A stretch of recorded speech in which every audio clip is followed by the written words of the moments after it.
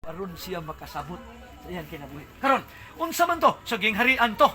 Human tungod kay ikaw nahimong malinapason sa iyang kabalauran, nagpataas ka sa kaugalingon, pulihan ka. Tabangan kag duha ka hari. Mao na tong milupir siya. Tabangan siya. Mapildi ka bisag unsaon pa nimo kalig-on. O kining mupuli nimo, mapildi pud ni kay dunay gingharian nga mupuli. Gibana-banaan nga sa history si Alexander the Great. Walay nakapildi tibo kalibutan, ang nipildi niya ang inom ra. Namatay ra kalintura. Unya si Alexander the Great matud pa sa world history nga di kay nako masiguro og asa nga page mang igsuon. Wala siya sukli og babae, ano man. Kay si Alexander the Great matud pa ang iyang kinataw na og nila pa ni Brother Bini pang akong kauban siya nasipyat ang Dios og butang. Kay murag kabayo ug matod pa nila ang kinataw mo nang wa say kalipay sa babae, wa say kalipay sa ang iya inom. Namatay lang siya sa kalintura.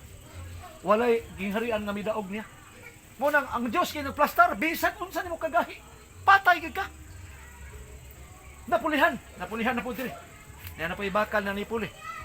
Gingharian gyapon hangtod nga diris ubos. Yutang kulunon og bakal nagsagol. Di na magkasinabot ang mga tao sa kalibutan. Matod pa, kini banabanaan ang napulo ka mga tudlo, maoy simbolo sa napulo kuno ka mga nasod. Moingon kog kuno kay di ko sigurado kay wa gi-record sa Biblia kay ingon pang Baptist, if the Bible speak, we speak, but if the Bible silent, we are silent. Pero ako, ang dako kay na kong siguro kadtong larawan nga nakit-an ni Nabucodonosor, gilaparog bato nga way kamot naghawid. Tumba tanan brother. Paphag. Gipasabot po ni Daniel 2:44-45 ingon siya og sa panahon ining mga haria ang Dios magtukod og gingharian. Kining nilaparos tiil hurot mao ning las niya ata sa las karon nga panahon nga si Kristo nagtukod og iyang kaugalingong gingharian nga mopuli ni adtong tanan. Muna nga ang Mateo 24:14 nag-ingon dinhi, o kining maayong balita mahitungod sa gingharian. Kinsang gingharian? Iwali sa tibok kalibutan, gingharian nga maoy mo banos ni adtong tanan nga gihubad ni Daniel nga nisangko sa atong kapanahonan karon nga ni anatas tiil. Og ako labing siguro nga kining gingharian nga yang tukuron nga gilapdos bato niya ang napulo ka mga tudlo nga maoy simbolo sa gingharian sa Dios nga iyang ipabalog ang napulo ka mga kasuguan diha sa iyang gingharian nga mao ang iglesia nga iyang gitukod. Sa Mateo 16:18 ingon si Kristo, sultihan ko ikaw nga ikaw si Pedro, ibabaw ning bato tukuron ko ang akong iglesia. Kadtong bato nga nakita ni Daniel mao si Kristo magtukod og gingharian. Asa ta mo agi nga maka-benepisyo makaapilta pinaagi sa sulod sa iglesia nga iyang gitukod nga way pangalan. Mo na akong giingon banta.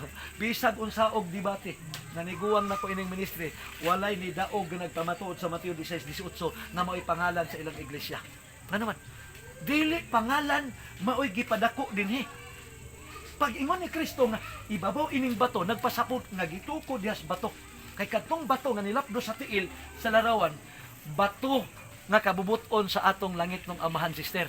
Nga nasulat sa Exodus 31:18, gisulat sa Dios mismo sa iyang tudlo gyud ang napulo ka mga sugo. Yung pala, wa na lang na po ka sugo. Sayon no ninyo guwagtan na nga mismo ang Dios gyud mismo sa iyang tudlo mo naghago og sulat. Kung iyan ang gisulat sa bato sister, nagpasabot nga kini importante kayo. Sama na to nga tao. Ang tao dili ordinaryo sama sa mga mananap. Nga naman, kay kung imong basa ng Genesis 2:7, nagkuha siya dito sa abog. Unya, iyang giumol, gihaguan niya.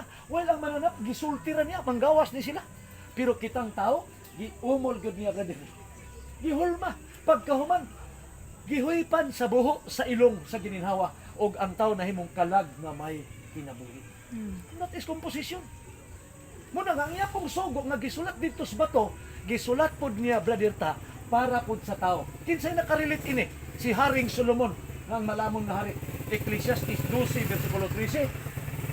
Ang tanang mga butang nadungog na, kadloki ang Dios og bantayi ang iyang mga sugo kay kini mo'y tibuok katungdanan sa tao. Ang sama ni, mauning naas bato, kadtong gingharian nga milagro sa tiil sa larawan. Nga karon giplastar nas Ginoo nga kining maong gingharian gisulti sa 2:45, kining maong gingharian walay katapusan. O kining maong gingharian nga iya ni Kristo. Muna ingon niya, iwali ang gingharian sa tibuok kalibutan. Asa man ni, bantay punta kay daghan puro nagsuroy-suroy brother nga nagwali pud og paraiso gingharian. Pero una kong giingon nga kung ako'y magwawali, muundang ko kung naani ang konsepto. Nga man, manuroy tas kabalayan unya moingon tag naay paraiso na gingharian giandam asa man niya siyuta. Mayong bitaw pagka niya na makasiyuta da. Munang sa Kolosas 1:5 niyo si Pablo, sa dihang madunggan ninyo ang kamaturan sa mayong balita, ang langit giandam alang kaninyo. Kay kadtong gingharian tanan nga gitumbas bato, iyatos kalibutan. Gitumba sa bato nga nakit-an ni Daniel nga iyang gihuban nga mao si Kristo. Nga mobalik ining kalibutan na. Og nag-andam na og gingharian dito sa langit. Atong tan-aw Juan 14 versikulo 1 ngadto sa 3. Sa kalibutan karon, daghan kay tag mga problema, di ba? Daghan kay tag suliran. Nga naman, og natay kwarta nga 20,000, ang atong problema 30,000. Mao gyud na akong nakita. Natay kwarta nga 100,000, ang atong problema 150,000. Nga naman, sa atong pagkatao, brother, mauni kamaturan di malalis. Paggawas na to, wagit tay gidalang na piso. Na short na ta. Og nakakita mo na tao nga naay sulob sinina. Ingna ko niyo or makakita ko. Kay wag ko kita brother dai nagawas naguangkan sinan nagbaw nagsinina. Ang isinggit parehas na tatanan. Amerikano mag-unsa tang tawhana. Ang isinggit usara. Oh hard, oh hard, oh hard, oh hard.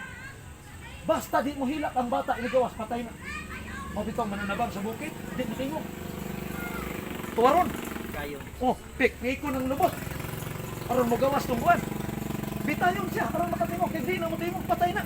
Tanawa ay nagtingog, kung sa itingog. Wa gyud ko'y bata nga nakit-an pagkatao ni katawar na din. Nga naman, bisag madato, mapobre ka ining kinabuhian. Mamatay kita.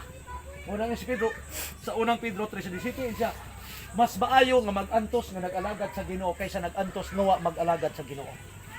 Muna nga akong ilustrasyon nga gihatag kanunay ba din na ipapamalandong sa tao. Usa ka kilong bakal, usa ka kilong gapas. Mangutan na ko sa mga tao kutob sa kunadtoan renta. Asay bugat, usa ka kilong gapas, usa ka kilong bakal. Ang answer na to is parehas kayo sa kilo man. Di ba? Pero daklit lang mausab ang tubag. Ingon ako, naaman kay duha ka tiil brother, naaman kay duha ka tiil sister. Tistingi ugma. Di na lang kumutan-aw. Sultihin ang kus resulta. Namay sa kilong gapas nga kung gingon, namay sa kilong bakal. Duha may tiil nimo, bundakes gapas ning isa.